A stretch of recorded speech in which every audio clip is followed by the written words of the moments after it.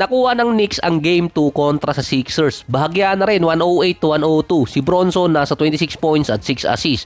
Meron din double-double figure si Karl Anthony Towns, 20 points at 10 rebounds. Laking bagay din na wala si Embiid dahil nakakagalaw ngayon sa loob si Towns. Hindi nag-iisip na merong magpa-flop. Kaso si Towns na foul trouble pa rin. Simpleng mga silat nakakakuha ng foul. Si Joel Embiid tinadtad ng injuries kaya hindi nakapaglaro sa Game 2. Merong injury sa paa tapos sumasakit pa yung may tagiliran. Ito lang din yung nakakapagtaka kay Embiid. Hindi siya naglaro kahit merong injury. Mukhang natuto na rin si Joel Embiid na hindi pilitin kapag meron siyang injury dahil dun talaga nayari yung katawan niya. Ang dami ding player ng Sixers pero limited lang sa 8 ang ginamit na players. 4 na players nila ang naglaro ng 40 minutes pataas. Si Tyrese Maxey buti nakaihi pa, 47 minutes. Meron siyang 26 points at 6 rebounds. Si Paul George naman sayang na mintes yung clutch shot sa pool sa hangin. Scoreless din siya nung last quarter. Inasar pa agad ni Skip Bayless pero nasa 19 points at 5 3-point shot si Paul George. Kung nagkataon na maganda yung nilaro ni Paul George ng last quarter, baka nasilit pa nila yung Knicks. Kaso hindi. Another 17 points naman para dito kay BJ Edgecombe. So far, no guaranteed na makakabalik si Embiid sa Game 3. Nilagay pa siya ngayon na day-to-day status. Alam kong natamaan sa kanya nung Game 1 tagiliran yung naoperahan. Pero ang sumakit sa kanya yung paa at yung tagiliran din. Based kasi kay Coach Nick Nurse, paggising kasi ni Embiid, biglang nanakit yung buong katawan niya at hindi rin siya nakapag-shoot out or shoot around dahil baka lalong lumala. 1 day interval pa ang Game 2 at Game 3. Dahil kung makakabalik naman si Embiid sa Game 3, big chance yun para sa Philadelphia. Dahil si Knicks, si OG Anunoby na meron 24 points at best two-way player ng Knicks, delikado pang mawala sa series. Pero mukhang pinulikat lang siya nung last quarter eh. Kung di siya nilabas, baka inabot pa siya ng 40 minutes eh.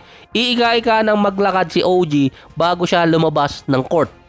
Parang hinahawakan na kasi ni OG yung may hita niya o bandang binti niya. Kinatakot agad ang mga fans baka si OG tinamaan ng Achilles tendon injury.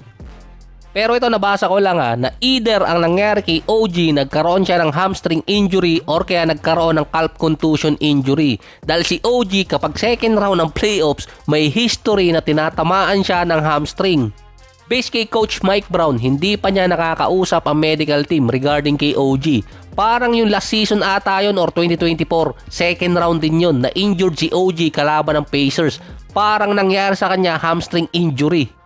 Para hindi malaglag nun ang Knicks, pinalaro agad si OG nun. Hindi pa nakakalipas siya tayong 2 linggo.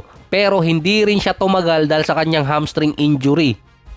Possible hamstring injury ang nakuha nitong si OG at hindi naman yung Achilles tendon injury.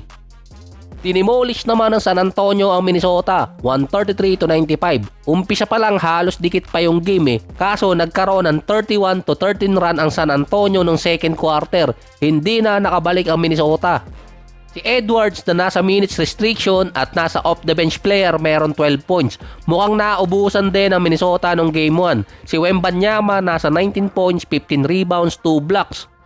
Parang bigla na lang sumulpot yung ikatlong paa ni Wemby ngayon eh. Si Stephon Castle nasa 21 points, 9 out of 9 pa mula sa free throw line.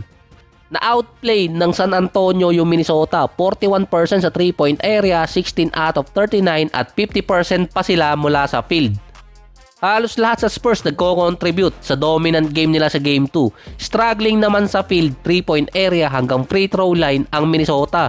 31 free throws pero 50% lang yun ay pasok.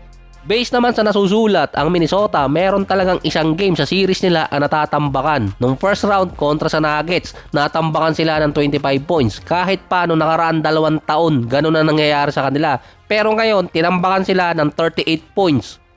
Parang sa lahat ng mga teams ngayon sa playoffs or natitira sa playoffs, ang San Antonio ang tanging team na walang player ang nag-average ng 20 or more points per game sa postseason.